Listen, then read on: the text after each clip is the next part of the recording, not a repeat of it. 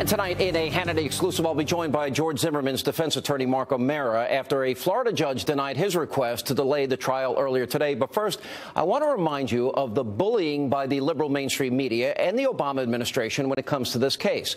Now, let's start with the deceptive editing done by these so-called journalists at NBC News back in March this year when they blatantly distorted the 911 call. Remember this? George Zimmerman made just before he shot Trayvon Martin the tape that the network played. Well, this is the one they actually played for their viewers.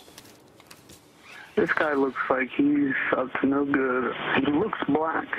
Did you see what he was wearing? Yeah, a dark hoodie.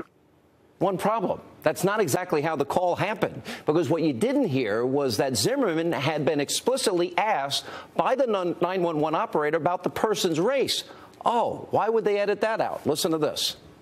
Sanford Police Department. Hey, we've had some break-ins in my neighborhood, and there's a real suspicious guy. This guy looks like he's up to no good, or he's on drugs or something. It's raining, and he's just walking around looking about. Okay, and this guy, is he white, black, or Hispanic? He looks black. Oh, the question, is he white, black, or Hispanic? Now, I'm going to ask Zimmerman's defense attorney whether or not he believes that deceptive editing may have tainted potential jurors. But before that, George Zimmerman's brother, Robert, is speaking out in an interview with Breitbart News. He says the media was not the only disappointment in this case, but the rush to judgment based on race alone went all the way up to the President of the United States.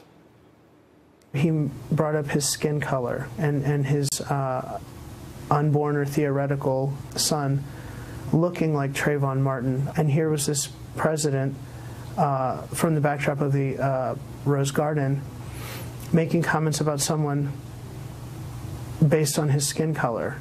I think we felt bullied. We were a little let down initially, and that disappointment grew. I don't think a white president would have been able to get away with the same thing. And joining me now in an exclusive interview is attorney for George Zimmerman, Mark Omara, is back with us. Mark, what about what Robert said, and what about the editing? You guys are now suing NBC News. Do you think it has a big impact on this case? Well, I think it really does. The problem with it is that a lot of people came rushing to judgment on this case, and it was sort of begun by those people who came into Stanford with an agenda, and that agenda was to make this a racial case. It wasn't, and even we know that now because after the FBI's exhaustive investigation, they found absolutely no evidence of racism at all in George's actions. But what happened was NBC, I guess in an attempt to try and get ahead of the pack, decided to take a bet, and they placed a bet on racism.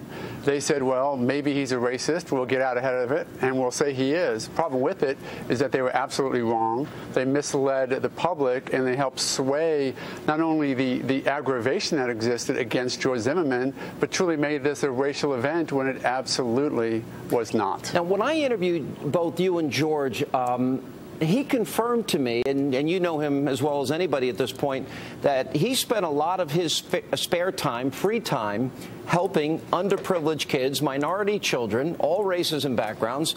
I didn't read a whole lot about that in the media. Tell us what he did.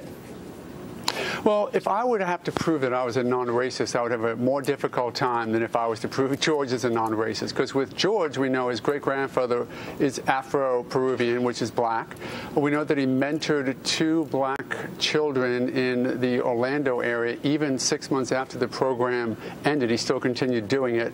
We know that his grandmother babysat for 2 black girls during the 6-year period, so that for 6 years, both in the beginning of the morning before they went to school and for the afternoon hours after they came back from school, George and his siblings hung out with these 2 other children while their mom was out working. Mm-hmm. Not to mention what I think is most significant, because it's most current, is that it was George who really led the fight to bring out what happened wrong to Sherman Ware, when Sherman Ware, a black homeless man in Sanford, was beaten up by a Sanford cop's son, and the whole thing was ignored and swept under the rug. It's amazing to me that Natalie Jackson, involved in this case was representing Sherman Ware and now denies George's impact on bringing that case to the forefront. All right. Not exactly compatible what you're describing here with somebody that has a racist, that is a racist. All right, let me ask you this. So you had the ruling today. It's been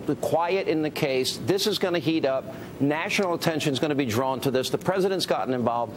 Give us the very latest and where you go from here. And for example, you know, what does George do? Is his life totally on hold and now at the mercy of a jury at this point? Or do you have a chance to get this thrown out earlier? Well, here's what's going on. The motion to continue was denied. The judge believes that we've had enough time. I respect the ruling, and we will abide by it. I don't know how we're going to get ready for this case in the time we have left. I likened it to someone telling you you're going to build a 14-story building and you have 3 months to do it.